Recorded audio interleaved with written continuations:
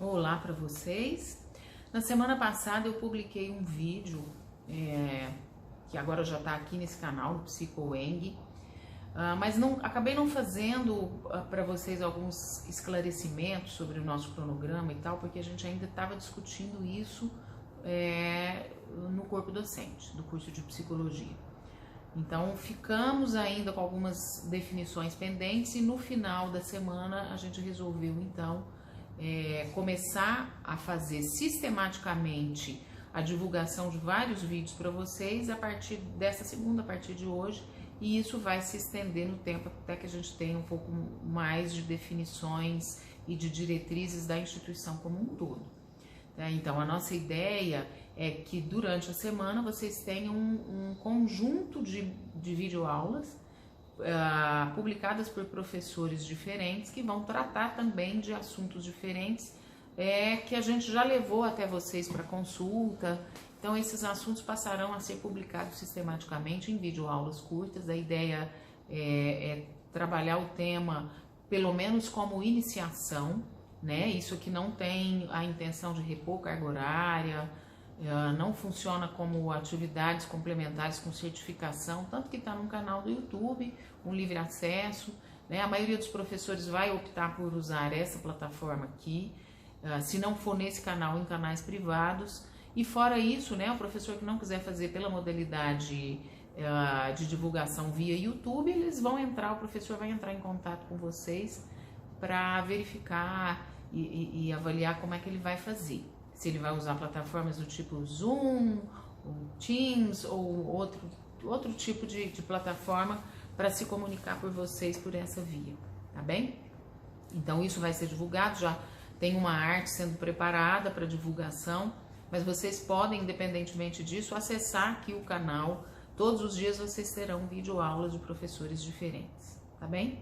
Hoje a minha proposta para vocês é falar um pouquinho sobre a psicologia jurídica, né, como foi pedido por alunos de alguns períodos, e a ideia é apresentar então o surgimento disso e algumas frentes possíveis de trabalho. Então a psicologia jurídica, de modo geral no Ocidente, ela vai aparecer primeiramente ligada à psicologia do testemunho.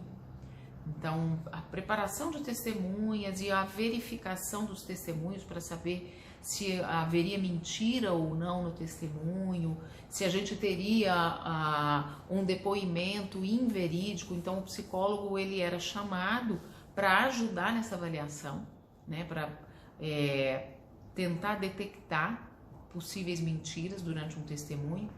E isso é extremamente complicado. Então vocês vejam como a psicologia, de certa maneira, tinha uma certa investidura de verdade, né, de ciência capaz de entender quais os meandros pelos quais a verdade é produzida.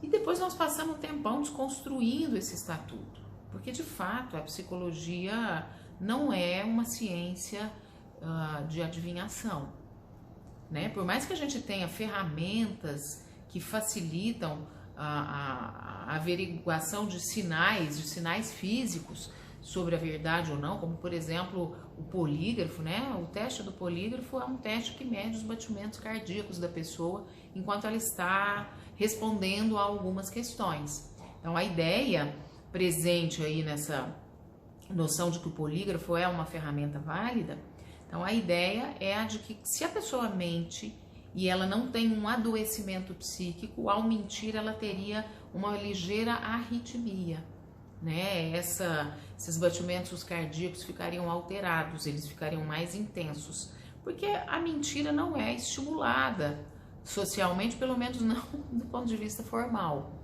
né? A gente não é ensinado a mentir, não é treinado a mentir, ou não deveria ser. Então a mentira tem um valor moral, né? Ela tem uma valoração moral negativa. O mentiroso é alguém mal visto socialmente. Então a nossa arritmia aconteceria porque a gente estaria descumprindo um preceito moral que diz que a verdade é importante e a mentira é mal julgada, mal avaliada. Mas a gente sabe que é possível treinar e enganar o polígrafo em alguns casos, inclusive porque se você tem adoecimentos como a psicopatia, essa avaliação moral, né, esse critério da moralidade, ele fica inválido, porque é exatamente uma lacuna no funcionamento do psicopata. Ele não responde ao julgamento moral como os não psicopatas. Digamos que a culpa, o remorso, a avaliação moral dos outros não captura o psicopata como captura uma pessoa que se importa com o julgamento social, que se importa com o outro, que tem empatia.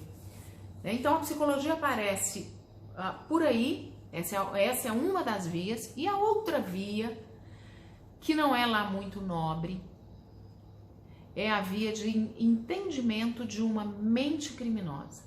Então a psicologia estaria dando suporte à existência de uma noção durante muito tempo divulgada pela ciência positivista, pela ciência uma parte da ciência da psicologia chamada de psicologia diferencial, né, que tentava fazer um atrelamento entre características do biótipo da pessoa, características biotípicas, e o funcionamento do caráter dessa pessoa.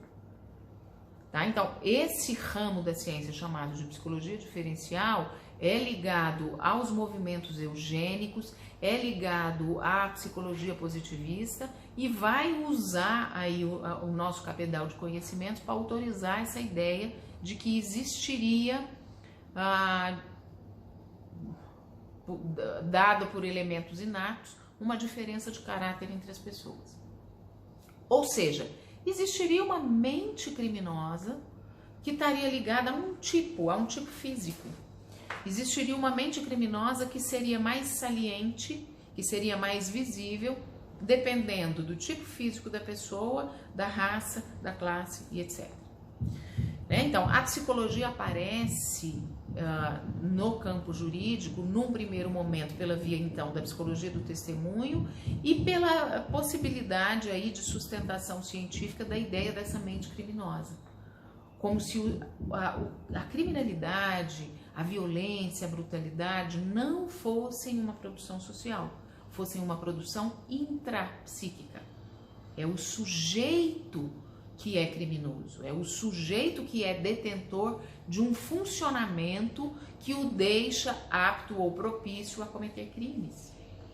Então, infelizmente, essa ideia foi sustentada cientificamente por um tempo e, com muito pesar, a gente assiste a uma retomada dessa ideia, ainda que lenta, ainda que incipiente, tímida, mas uma retomada dessa ideia que volta lá nos estudos do Lombroso. Né? Lombroso, um médico considerado o pai da medicina legal, Cesare Lombroso, um médico italiano, que fez muitos estudos com régua, com fita métrica, tentando provar exatamente isso, que você tem alguns tipos físicos de pessoas mais propensos à criminalidade. É lógico, não preciso nem falar do tamanho do viés desse estudo, tá? Porque ele pegava cadáveres, ele pegava pessoas, portanto, que já tinham cometido crimes. E o viés aí tem a ver, essencialmente, embora a gente esteja falando do século XIX, é um viés de classe e de etnia, principalmente isso. Né? Então, o estudo dele leva à conclusão que pessoas com, digamos, com características físicas de uma afroascendência estariam mais propensas ao crime. E aí ele faz medição de mandíbula, ele faz medição de crânio, né? Para dizer, não, isso não é racial. Mas porque se você pegar a mistura racial e você observar o que marca os estudos do Lombroso, é uma marcação étnica, com toda certeza. Então tem esse viés. E a psicologia estava atrelada a isso no início. Com o passar do tempo, a psicologia, especialmente na esfera jurídica, ela vai sofrer uma dinamização nos seus conceitos, nos seus princípios, nos seus objetivos finais. A gente vai entender que a psicologia jurídica se atrela e se conecta em muitas medidas à psicologia social, à sociologia, à antropologia, à criminologia. Então a gente tem uma ampliação das frentes de atuação do psicólogo e aí, mais especificamente no Brasil, a gente vai ter hoje cenário de hoje, cenário século XXI, uma psicologia jurídica ou judiciária, eu vou falar já da diferença entre uma coisa e outra, muito voltadas para as varas de família. O psicólogo está alocado principalmente nas varas de família, né? E aí, essa é uma discussão para a gente fazer mais à frente, mas a gente precisa pensar no quanto a contribuição que o psicólogo dá nesses lugares acaba não trazendo uma transformação social efetiva, acaba fazendo com que o psicólogo mantenha um certo status quo, especialmente ligado ao exercício da profissão dele, né? Porque nessas frentes de trabalho junto à vara de família, muitas vezes o psicólogo funciona como um laudador, fazendo laudos, né? Essa é uma das tarefas que o psicólogo mais faz.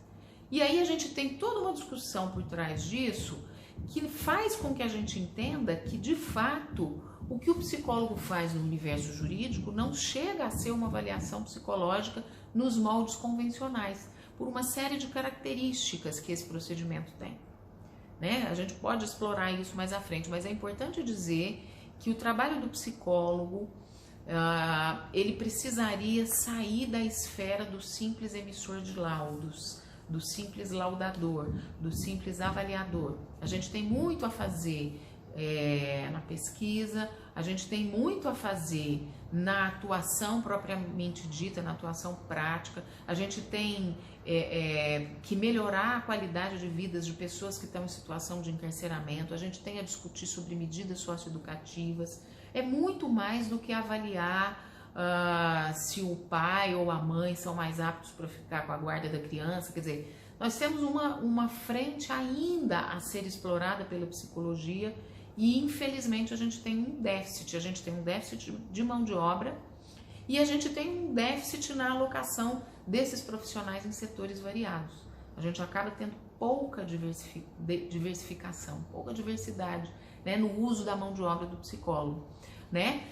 A diferença entre psicologia jurídica e a psicologia judiciária é que essa última, a judiciária, ela diz respeito à atuação do psicólogo no âmbito forense, ou quando já existe um processo judicial instaurado. Ou seja, a psicologia jurídica é muito mais ampla, tá? A psicologia jurídica envolve pesquisa, envolve intervenções quando a gente ainda não tem um processo, ou seja, intervenções na sociedade de forma mais abrangente, e é aí mesmo que a gente precisaria incrementar a participação do psicólogo, tá? Mas a gente vai falar mais sobre isso, tem muito assunto e muita coisa interessante, né? A mediação também tem sido uma área em que o psicólogo vai se tornando mais presente. E a mediação já é por si só uma área, um campo bastante abrangente, com uma amplitude de possibilidades de ação. Então vamos seguir discutindo isso aqui nos próximos vídeos, tá bem? Beijo, depois eu vou também colocar algumas referências para vocês que são interessantes. Obrigada, até mais.